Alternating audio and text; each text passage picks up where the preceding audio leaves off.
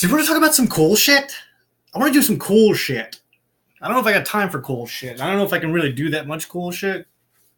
I was just recording some videos for this group that I'm in about how I read the cards and how I do it through thinking differently than other people. And the way I do it is through thinking in analogies and metaphors. And the way I explained it was through the use of the cards that I read. And I'm not going to give you this whole fucking lecture on it because I don't know if anybody even cares about these things. And to be perfectly honest, these things, they're not even real. I mean, the real, there's a reason they work the way they do. There's like actually there's a science behind it. But it requires you to think outside the box to understand. That makes sense. Kind of like in Star Wars, in Empire Strikes Back, where Yoda tells Luke that to unlearn all that you have learned, whatever, you know what I mean. You got to unlearn what you have learned to relearn this new reality. And that's kind of how it works. That's kind of how it works. You need to scrap your preconceived notions of what you know, which there's nothing wrong with it. Hey, keep as much as you want. But there's cool shit if you think a little bit outside the box. Think a little bit differently than everybody else. So I'll explain this real quick with a couple of these cards. So this guy, I don't know if it's a guy. I don't know. It might be a lady. I don't know. It's, you figure it out. I don't know. But anyway, Flaga. This, I don't. It's like a carry rides on her falcon, him or her. They ride on the falcon. They just ride it on the storm and they fuck shit up. So and what this card kind of represents is clearing out mental baggage and exterior baggage from your life, debris, knocking out that crap that gets stuck in our heads from the shitty situations that we find ourselves in. And sometimes it even means the rubble and debris that's all around us from the shit that we've created. It's not literally rubble and debris. I mean, the shit in your life, the shitty parts of your life, stuff that sucks, fucked up parts that you don't like, that you want to change, that you keep on making excuses over.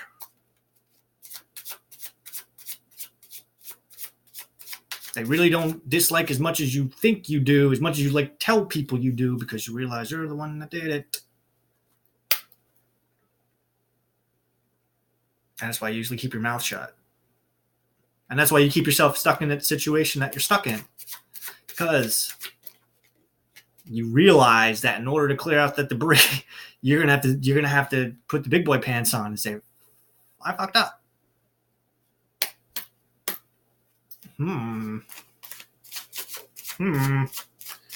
I fucked up a lot. But I recognize it. I'm not afraid of fucking up. I'm not afraid that I fucked up. This one. This is perfect for you, whoever you are, if you're even watching this. This is Yangantitan.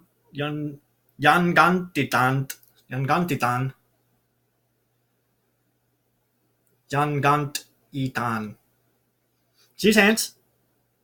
See his little hand? That one right there? That's his little hand. That one. Yeah. See, it's all shiny. He's a spirit of the woods. Spirit of the night in Brittany. I don't know where the hell Brittany is. Anyway, what he does is he keeps an eye out for weary travelers, people who lost their path and need some guidance to get back onto the road that they were on. And it doesn't literally mean the path, the road that they were taking home. It's a metaphor. It's an analogy for your spiritual path, for your life's path, wherever you're going. And that be a spiritual one if you don't want it to be. Even though it's spiritual without you even realizing it. But you know that's a whole different subject for another story. Because you can believe it's Just because you don't believe in it doesn't mean it doesn't exist. How about that? Sorry. So basically, what that's saying is, Ngantitan, he finds these people who are stray, they're lost, like you, and he kind of guides them back onto the path that they were going by telling them the shit that they need to hear. Well, not telling them the shit that they need to hear, because I'm doing that. I'm doing that for you. You're welcome. But what he's doing is he guides them into where they need to be. Sometimes, though, he likes to fuck with people. Sometimes it's nasty people that come in and they try to fuck with him, so he fucks with them back by taking them a little bit further in the wrong direction and leaving them there. Because you know what? Being taken advantage of is people don't like that. It's not a very nice thing to do, especially when someone is going out of their way to be nice to you and tell you things that nobody else wants to tell you because they think that you're too stupid, or they want you to think that you're too stupid, because if you know more than somebody than them, then you're a threat. You're a threat to their way of living.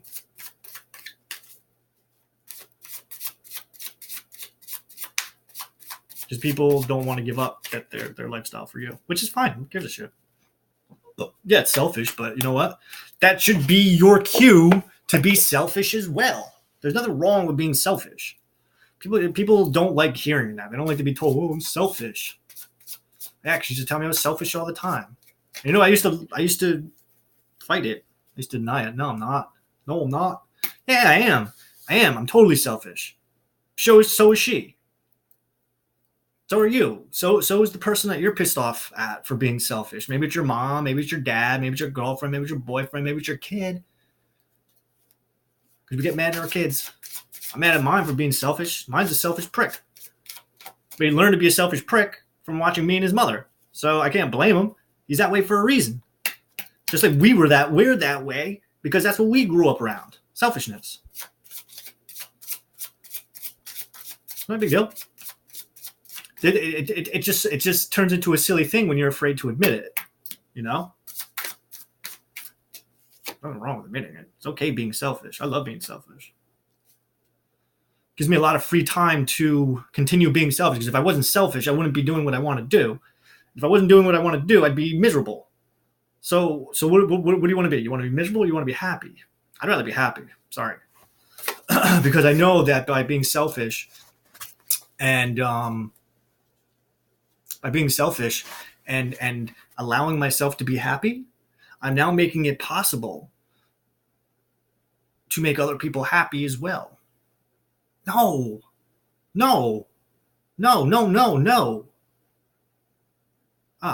Forget I said that. Allowing myself to be happy allows myself to surround myself with other people that are happy, or other people that would like to learn how to enhance their day-to-days so that they can be less miserable as well. Miserable in my eyes, from my perspective. They could be happy as hell. I don't know. You could be happy. You could be the happiest motherfucker in the world. I don't know. I don't care. But the way that I see people, all the people I interact with, they're miserable. They're miserable because they tell me. Then they fake it. Then they get mad because you know that they're miserable because they told you all this stuff and they don't want you to think that it's true. It's fucking weird. But I got lost. I don't like that one. Actually, no, I do like this one because this one's very relevant. Diamus. We're gonna do another exercise. So what does Diamus mean? Diamus is I forget the whole thing about this demon in particular, but I know that this is a she, by the way. The only reason she exists is because of rumors. That's the only thing that keeps her alive and sustained. Because nobody knows for sure what her deal is. So what this card usually talks about is rumors. Don't fucking listen to rumors. Careful of the telephone game, I think specifically is what the card says. Be wary of the telephone game. Listening to what other people say about other people. I can relate to this like a motherfucker. Just like you can. And even You've been there. Someone calls you up, someone emails you, someone fucking texts you to tell you what so-and-so did, or what who and what did, or they said, or how they acted, or where they're going. It's a telephone game. It's a baby game. It's what people do when they don't want to deal with their own insecurities, so they got to point out and project shit that they don't like about themselves about other people. It's called the telephone game. Well, telephone game's a little bit different. Telephone games, I guess, are a little bit different, but it's almost the same thing. It's someone giving you their skewed perspective on someone else's perspective. I had been in a situation once where I had talked to somebody about something, and that person told somebody, and then that person told somebody, and then that person told somebody. You know what I'm talking about? You know when you say something to somebody, and then they fucking tell everybody, and next thing you know, everybody knows your business. But the problem is nobody knows what you just said. They just know based off what they think they heard somebody say, but they think it's real. That's a telephone game. It could really fuck some shit up. Which I'm sure you know. I'm sure you can relate to that. What do we got next? Okay, so basically, see what I just did there? So I took the telephone game thought and I related it to myself. And that's what I mean by thinking in allegories and metaphors and how I read the cards and using that little piece of your brain that you might not use all the time. I don't even know if this is even going anywhere at this point because I kind of lost track of everything because I got caught up with one of my stories. So I'm going to do this again. Brooms. Brooms isn't specifically that witch right there. Broom just represents a witch's broom. That's it. Good for flying and good for cleaning up trash. Sweeping up the dust, sweeping up the garbage, cleaning up your fucking house. You could literally have a dirty house. I don't know. I don't care. You might not have swept in God knows how long. None of my business. But this card isn't really telling you to sweep your house. I mean, if you really feel so inclined that brooms inspired you that much to get up and go sweep, it's great. That's one way you can look at the card. You can also take it and try to jump off the roof and fly with it. Or you can dig around up here and see what kind of mess has been getting swept under the rug for all these years.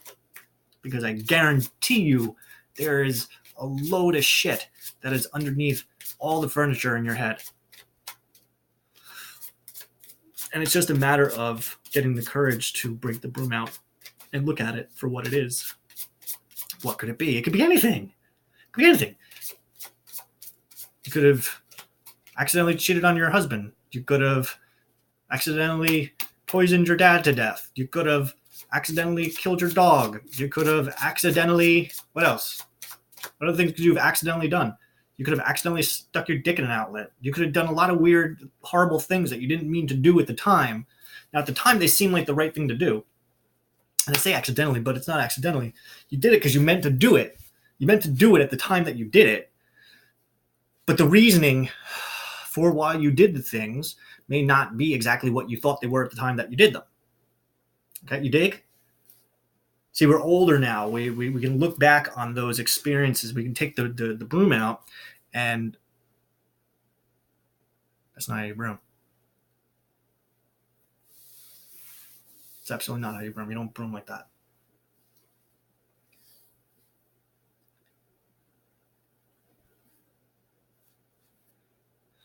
The point is, you can take the broom, sweep the garbage out of your head.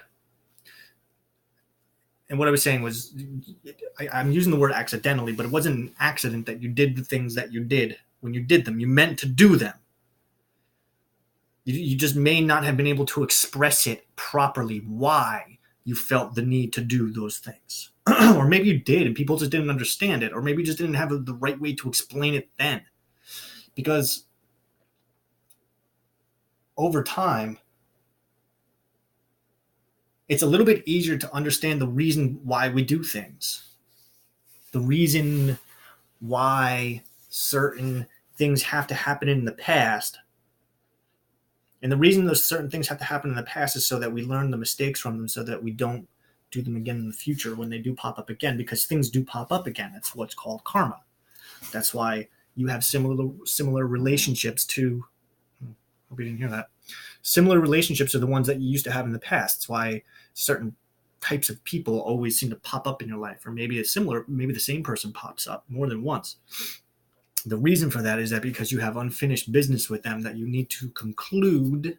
There was a lesson that you needed to learn. There was something they needed to teach you, or you needed to teach them, that neither one of you got. It could be anything. And if you can figure it out, then you can avoid having to do the thing again. It's hard to explain. So let's say you have a girlfriend and a boyfriend who were dating for a time, and they broke up because things got nasty. Both of them got quiet and they stopped communicating. One thought the other one was cheating, and the other one thought the other one was cheating. It was a whole big fucking thing. They broke up, right? A couple months later, a couple weeks later, a couple years later, this one starts thinking about this one starts thinking about this one. Then one day, this one's thinking about this one, and they get that message. Beep, doot, doot. They check their phone, like, oh my God, I was just thinking about him. Well, that's funny because he was just thinking about you too. It's a whole nother theory that you can. I think I got into this once before. My friend from Australia, I don't want to say her name because she doesn't like people knowing who she is. My friend. She has this awesome theory, and I think I mentioned it before, that when you are thinking about somebody else, that's a sign that your souls are conspiring. I believe that when you think of somebody, they're thinking of you at the same time. For some reason or another, I don't know if they're thinking the exact same thing that you're thinking, or if they're thinking something similar, or they're thinking the opposite. This is getting into some shit that you probably couldn't even, that you don't. Yeah, we'll save this conversation. This is actually a really cool conversation, though. So I actually need some volunteers. What was I saying? So what I was saying was, out of nowhere, he texts. She got it. Oh my God, I've been waiting for this day for so long. Why? There was something that the two of you did not reconcile while you were still together that needs to be taken care of. I don't know what it is. Neither do you. You got to think about it. What was going wrong? What was the problem with stuff? Like, I know my last relationship was communication. Communication was the worst thing. It was the worst. It sucked. Nobody talked. Because nobody talked, everybody shut up. Everybody withdrew emotionally. And when they withdrew emotionally, they withdrew mentally too. And then everybody just kind of went their own separate ways here, and probably here too, and just didn't really pay attention, didn't give a shit about anything else. And I think that's a big lesson that her and I needed to learn, was how to communicate. And over the months from which we had cut off communication from each other, I have been learning how to do that, learning why I was that way, learning a lot about myself, about my past and my fears. Like how I like to talk about fears, and all the shit that was kind of like layered on top of layer on top of layer on top of layer, that ultimately led to me not being comfortable telling people the way I think or how I feel. And as a matter of fact, I just fucking figured it out the other day, because I'm just talking to my mother. My mother's paranoid as hell. My mother's paranoid about everything. All this crazy shit. My ex, she told me, and she's right. She was absolutely right. I make a lot of shit up in my head. And I start to believe it. But the problem is that a lot of the stuff that I believe, people well, that just made my day. Tell you about another time. People, they tend to do things and say things that are exactly what I'm expecting them to do or say, and I go, isn't that something? I was right. So I give myself good reason to be paranoid about the things I'm paranoid about, because when I get paranoid, people do exactly what I think they're going to do, which is probably part of the problem. I'm probably looking at it the wrong way. But the reason I do that, because I was talking to my brother. I'm sorry, I'm just backtracking a little bit. I was talking to my brother the other day, and I really do believe I'm a very intelligent person. I'm not like normal people. I don't speak like normal people. I don't think like normal people. And if they do speak or think this way, please, please let me know, because I'd love to be friends with somebody. Because I don't see nobody. 7 months. 7 months I've been at this shit, and I have not met one person. One person. Some that are like, they're this close. They're that close. And then their egos fucking get the hold of them, and then bye. Bye. It's all about them again. And I don't mean it like that, but they turn into these little fucking monsters. It's fucking sad.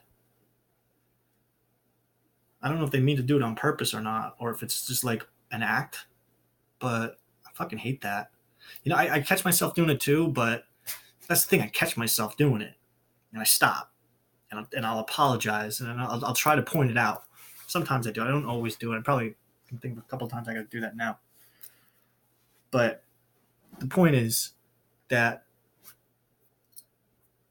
I understand where my crazy comes from. My crazy comes from my mother.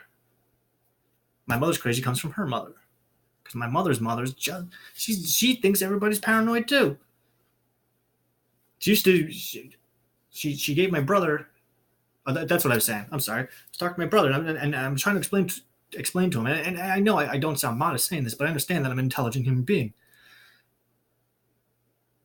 And I said to him, I said, I have it from somewhere. I'm not the only one. I have a brother, a sister. There's my mother. My father's dead. So that's 4 people who I share DNA with, and I'm the only one that's fucking smart. That doesn't make any sense to me. And the only person that would be able to answer the question is my father, because I got the crazy from my mother. So where did I get the smart from? It had to be my father. But my father's dead. I can't ask him. Technically, I can't ask him, but I believe in some weird shit, and I think I can't ask him. And now you just gave me a really good idea. But anyway, what about the other 2? I don't know what their deal is.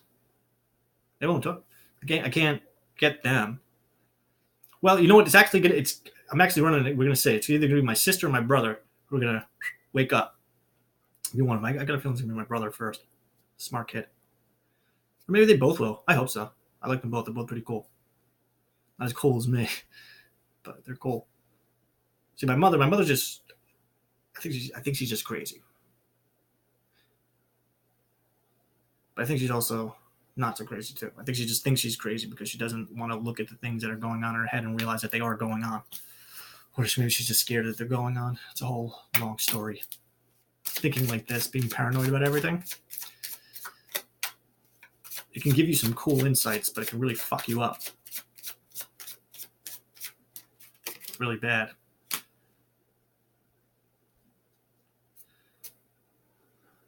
Do I want to do this one? Braxis? Want to know about Abraxas? You want to do one more card? Okay.